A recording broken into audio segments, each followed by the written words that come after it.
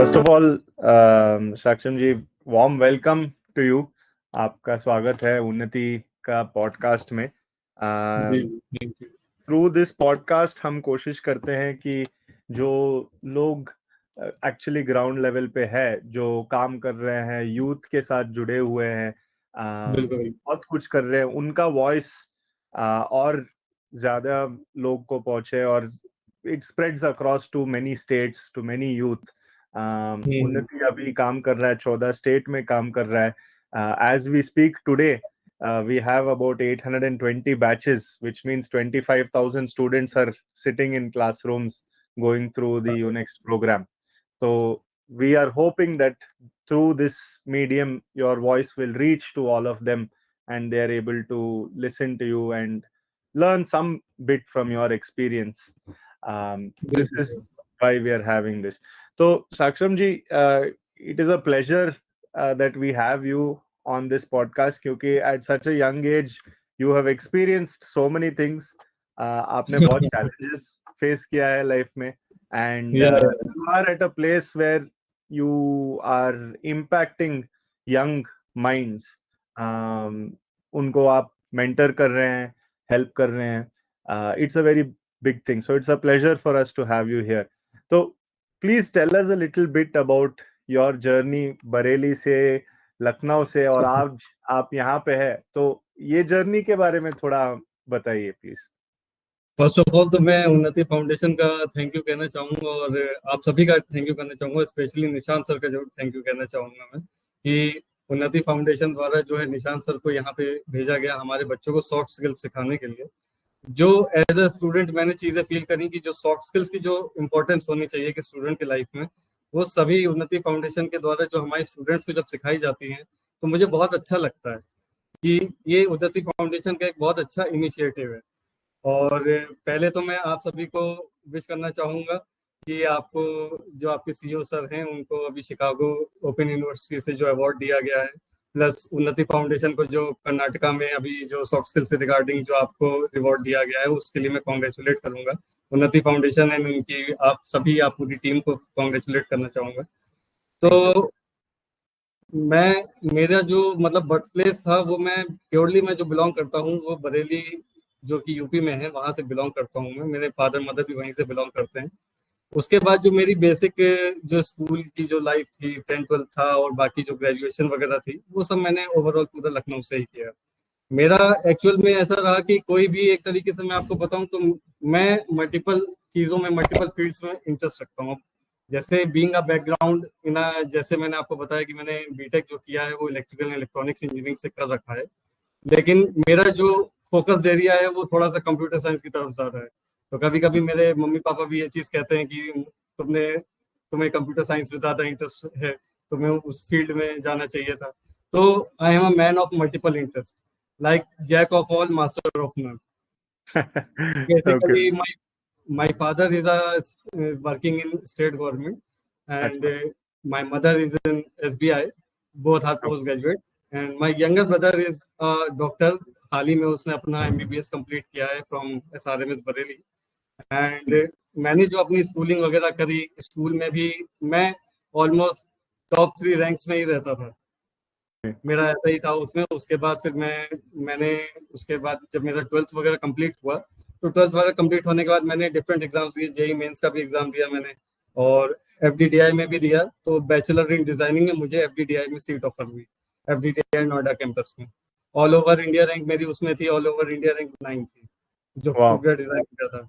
और उसके बाद फिर मैंने साथ ही साथ मैंने एक और यूनिवर्सिटी थी सैम हिगिनबॉटम जो इलाहाबाद में है, फॉर्मली उसको पहले एग्रीकल्चरल यूनिवर्सिटी थी, वो स्टेट की तरफ से यूपी की पहली एग्रीकल्चरल यूनिवर्सिटी थी वो। तो वहाँ पे मुझे बीटेक के लिए सीट ऑफर हुई एग्रीकल्चरल इंजीनियरिंग में। और साथ ही साथ फिर मैंने यहाँ पे जैसे आपको बताऊं तो डिप्लोमा कोर्सेज के लिए जैसे यहाँ एग्जाम होता है GCAP का, तो उस एंट्रेंस एग्जाम को भी मैंने क्वालिफाई किया।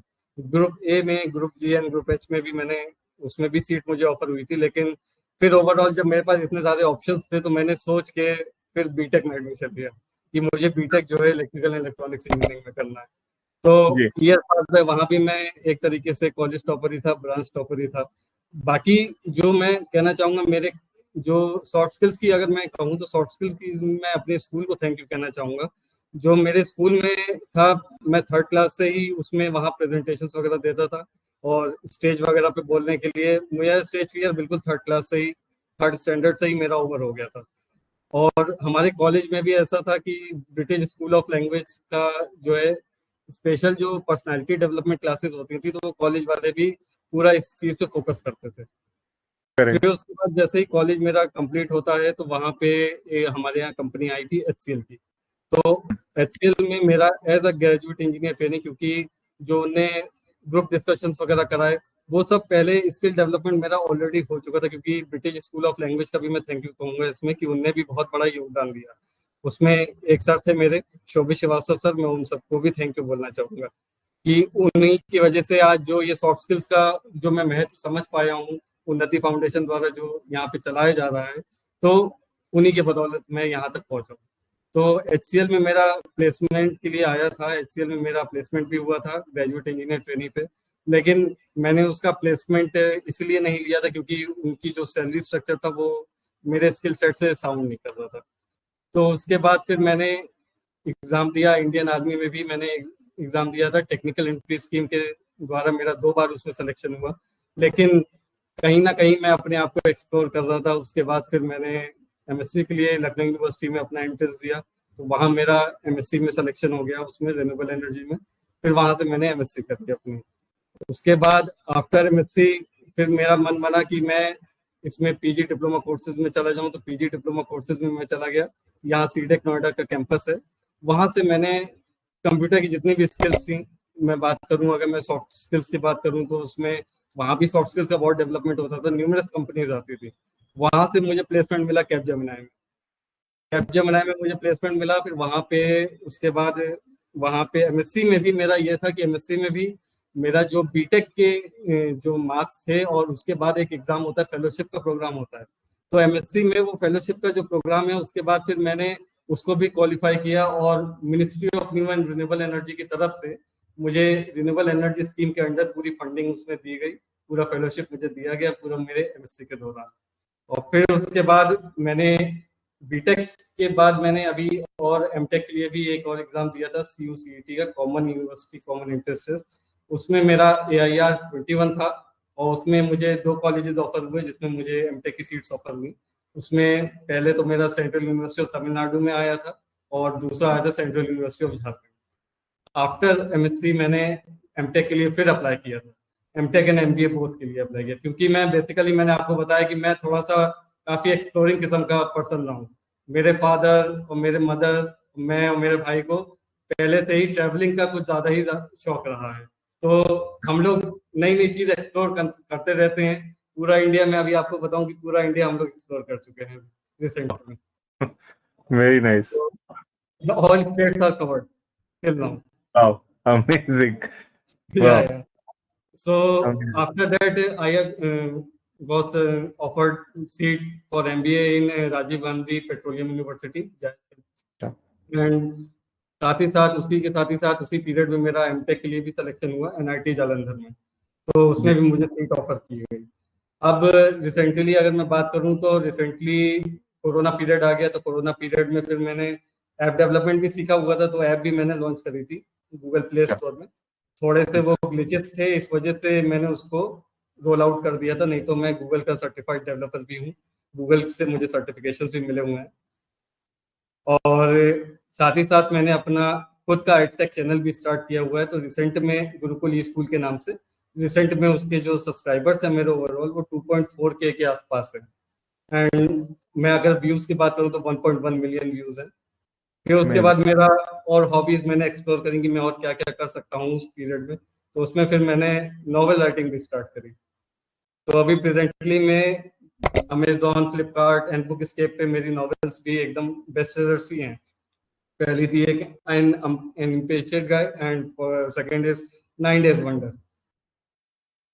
सो बाकी अगर ये उन्नति फाउंडेशन वाला मैं देखूं तो उन्नति फाउंडेशन का बहुत ज्यादा महत्वपूर्ण योगदान हमारे उसमें रहा है।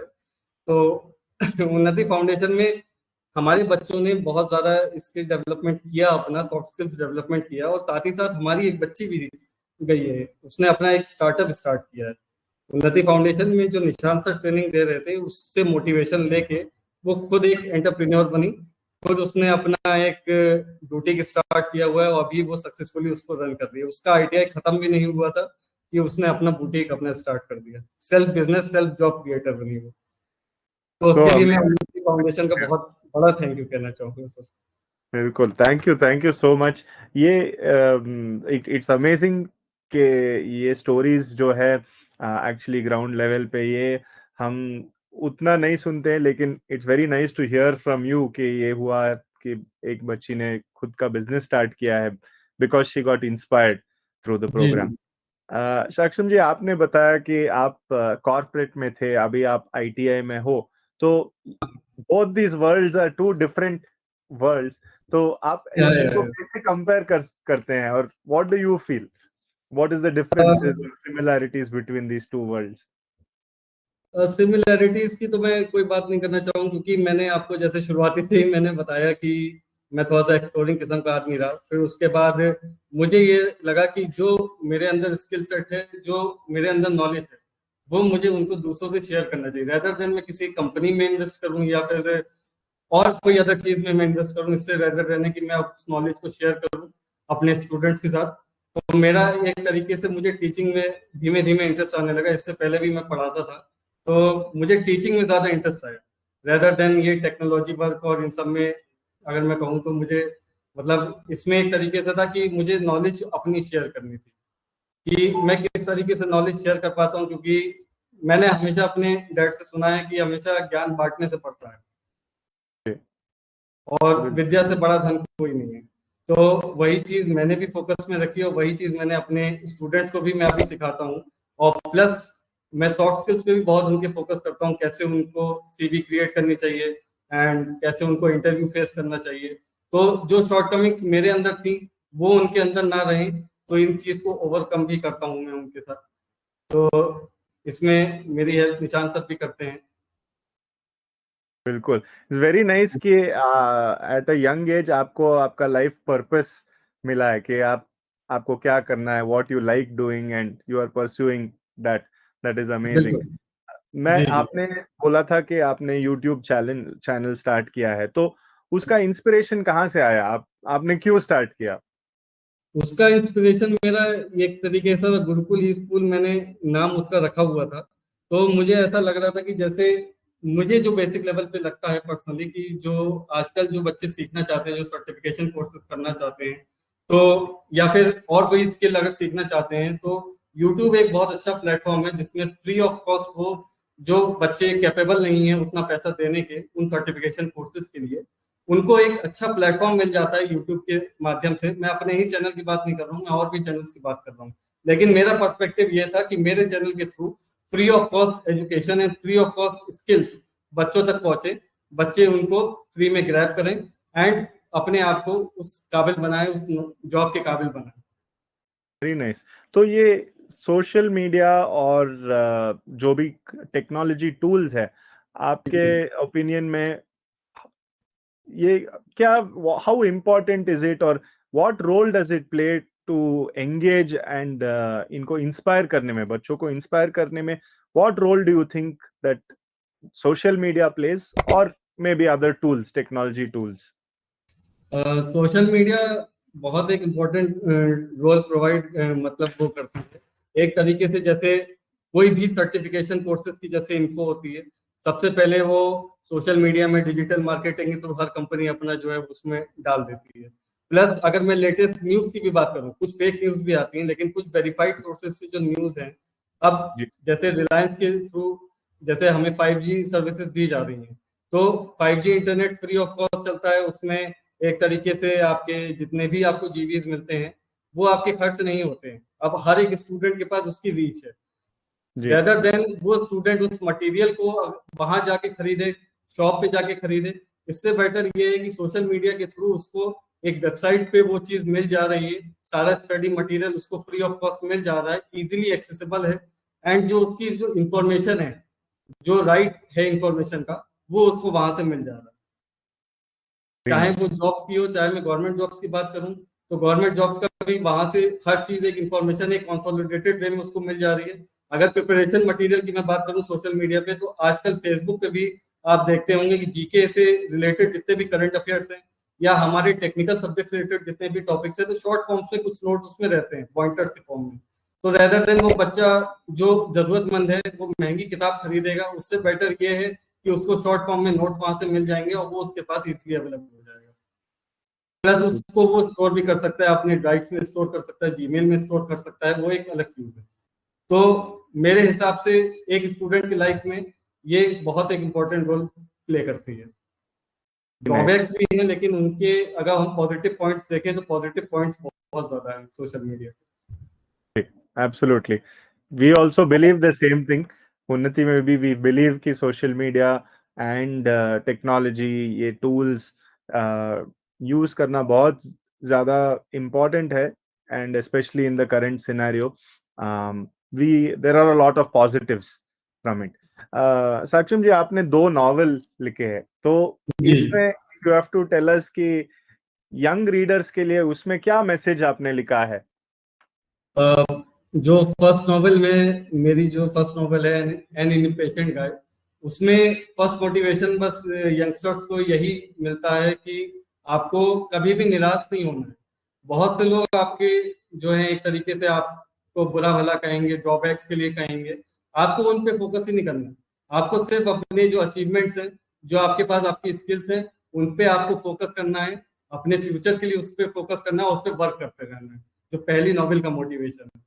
एंड सेकंड नॉवेल का जो प्लॉट है सर, वो थोड़ा सा लव एंड रोमांस टाइप का है, तो उसमें मैं ज्यादा डीप में जाना नहीं चाहूंगा। सेकंड वाली नॉवेल थोड़ी सी मोटिवेशनल नहीं है, मेरी फर्स्ट वाली नॉवेल थोड़ी सी मोटिवेशनल है। Very nice, very nice. No, both are very important and apt topics. आज के youth के लिए दोनों topics is very relevant. So it is very good कि आपने इसके बारे में I लिखा will है. suggest that you also read that novel also. Absolutely, absolutely. I will get copies and I will read it. तो साक्षम जी, what is your message for जो ITI में पढ़ रहे हैं अभी across India बच्चे, वो कुछ टेक्निकल चीज सीख रहे हैं ITI से, उसके अलावा उनको क्या क्या क्या सीखना है और क्या करना है? आपका मैसेज क्या है उनके लिए? मेरा मैसेज सर सिर्फ इतना सा है कि टेक्निकल स्किल्स में तो वो पारंगत हो ही रहे हैं, क्योंकि हमारे जो ITI के टीचर्स हैं ऑल ओवर इंडिया, वो स्किल्ड है, वेरी स्किल्ड है यार। बट लैक कहाँ कर रहे हैं वो मेनली, जो अगर मैं ITI की नहीं बात कर रहा हूँ, मैं बीटेक की भी बात कर रहा हूँ, जो स्टूडेंट जो ग्राउंड लेवल पे जो लैक करते हैं वो करते हैं मेनली कम्युनिकेशन स्किल्स में। उन्हें पूरी नॉलेज होती है अपने सब्जेक्ट की, अपना सब कुछ नॉलेज होता है, लेकिन उन्हें कैसे प्रेजेंट करना है अपनी चीज को, वो चीज उन्हें सीखनी चाहिए। कैसे किसी चीज को उन्हें ऑन पेपर लिखना है या on verbal, through verbal mode उन्हें बताना है, क्या क्या बैरियर्स होते हैं, लैंग्वेज बैरियर्स होते हैं, जिन्हें उन्हें फोकस पे रखना है। तो मैं बस यही कहना चाहूंगा सभी स्टूडेंट से कि वो सभी अपना जो सॉफ्ट स्किल्स का जो पार्ट है उनपे बहुत मतलब एक तरीके से काफी मेहनत से वर्क करें उस पर, क्योंकि टेक्निकल स्किल्स तो आपके सभी के पास हैं, लेकिन सॉफ्ट स्किल्स जो हैं उनको आपको फोकस करना पड़ेगा। सॉफ्ट स्किल्स पे आपको सभी को काम करना पड़ेगा, ताकि आपके जो प्लेसमेंट्स हैं एंड ऑल हैं, बाकी जितनी भी चीजें हैं, आप अपने सीनियर से कैसे इंटरेक्ट करते हो, वो सारी चीजें उसमें कवर अप हो जाएं और आप अच्छे से उसको एक तरीके से सीखो। Great, super, thank you so much Saksham ji for taking time. 2 minute का टाइम मुझे चाहिए होगा। मैं थैंक यू थोड़ा सा अपने पेरेंट्स को भी कहूंगा, कुछ सीनियर्स है मेरे, उनको भी मैं थैंक यू एब्सोल्युटली, जी मोस्ट इम्पोर्टेंट, बिल्कुल बताइए सर। तो thank you, first of all thank you to Unnati foundation and Nishant sir and then my parents, my family and मेरे जो सीनियर हैं यहाँ पे। सबसे पहले हमारे संस्थान के जो प्रिंसिपल सर हैं, अभी उनके साथ भी आपने पॉडकास्ट किया था, सीईओ सर ने, तो उनको मैं थैंक यू कहना चाहूंगा। श्री नितिन कुमार सर को बहुत ज्यादा सपोर्ट करते हैं मेरा, और प्लस जितने भी ये सॉफ्ट स्किल्स हैं, जितने भी टेक्निकल स्किल्स हैं, वो इन सब पे बहुत ज्यादा फोकस करते हैं, क्योंकि वो भी खुद ऐसे इन्वायरमेंट से आए हैं और मैं भी उसी इन्वायरमेंट से आया हूँ। तो हम लोग ये सॉफ्ट स्किल्स का जो महत्व है बहुत ज्यादा जानते हैं कि सॉफ्ट स्किल्स का एक स्टूडेंट की लाइफ में कितना ज्यादा इंपॉर्टेंस है।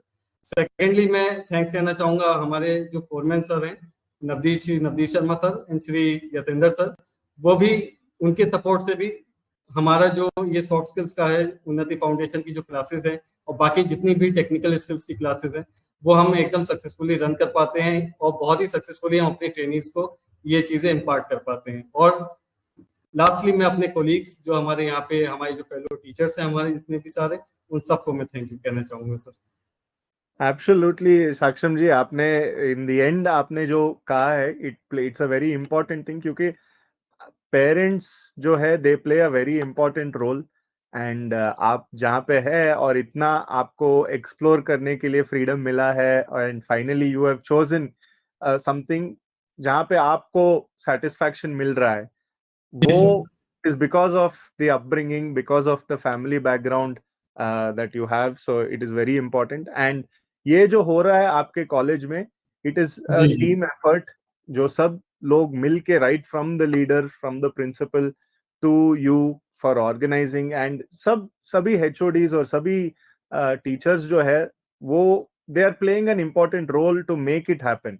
तो एक माहौल बन रहा है वहाँ पे जहाँ पे students are very lucky, the students of your IT are extremely lucky to have all of you. So thank you again. Thank you very much for spending time with us today. We look forward to having you probably once more next time on the podcast. Thank you. Sure.